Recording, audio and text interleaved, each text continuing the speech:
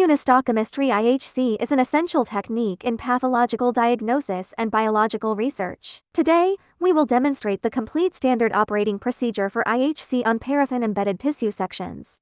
1. Experimental preparation. Ensure all reagents are within their expiration dates and equilibrated to room temperature as specified in the product instructions. Pre-warm all necessary equipment and buffers to guarantee optimal experimental conditions. 2. Dewaxing and rehydration. Immerse the sections sequentially in the following solutions. Silene I, 10 minutes.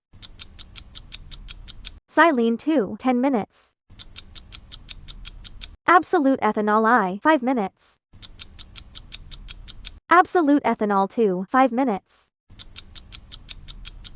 90% ethanol, 5 minutes. 70% ethanol, 5 minutes. Deionized water wash, 5 minutes.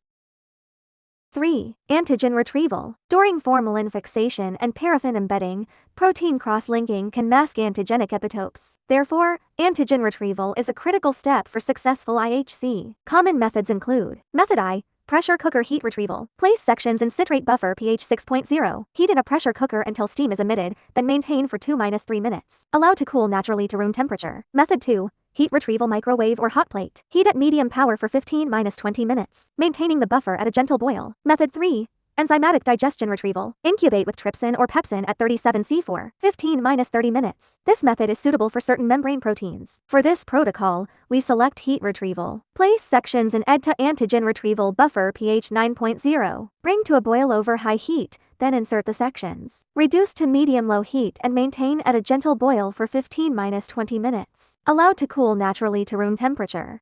These are the first 3 steps. In the next session, we will demonstrate endogenous peroxidase quenching, blocking and primary antibody incubation, secondary antibody incubation, and signal amplification.